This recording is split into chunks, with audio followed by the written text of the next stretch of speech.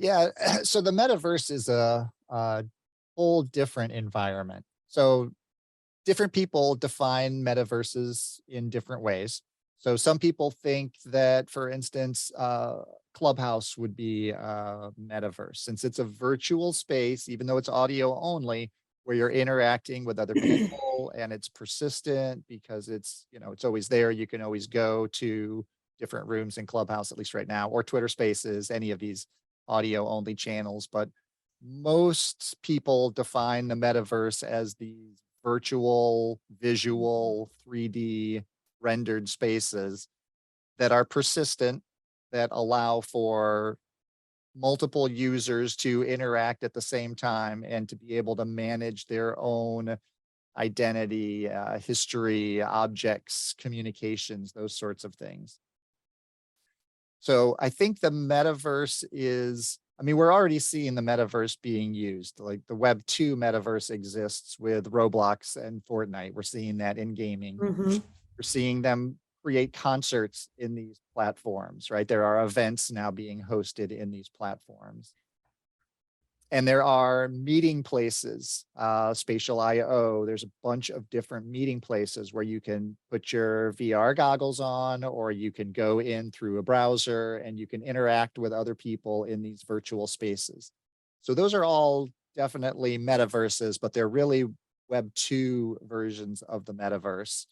And then once you start talking about really Web 3 enabled metaverses, now you're talking about integrating blockchain functionality. So you're talking about Mhm. integrating crypto into these so that while you're in the metaverse, you could purchase something with Bitcoin or Ethereum.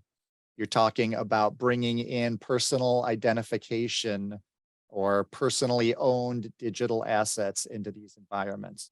So currently, let's say if you're playing Fortnite, you can purchase a skin or a costume or a particular gun that you can use.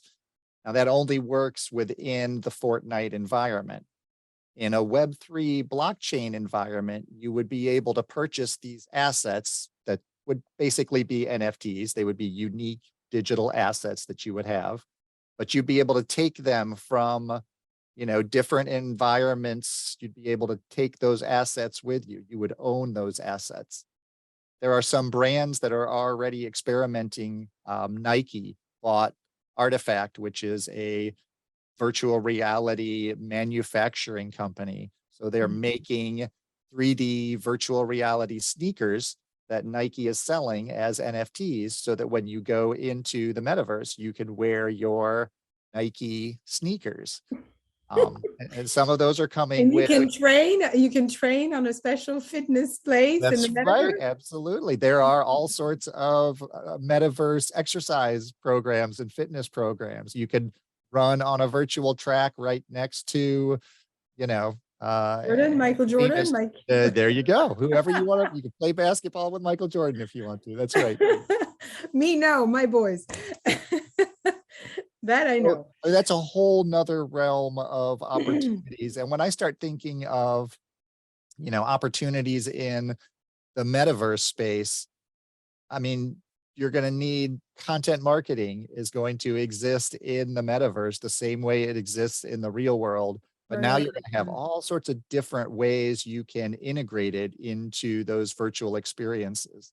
And all of those marketing, ideas and concepts are gonna need strategies behind them. You're gonna need the same, who's your audience, what's your goal, what's your call to action, how are you converting? All of those metrics are still gonna be the same.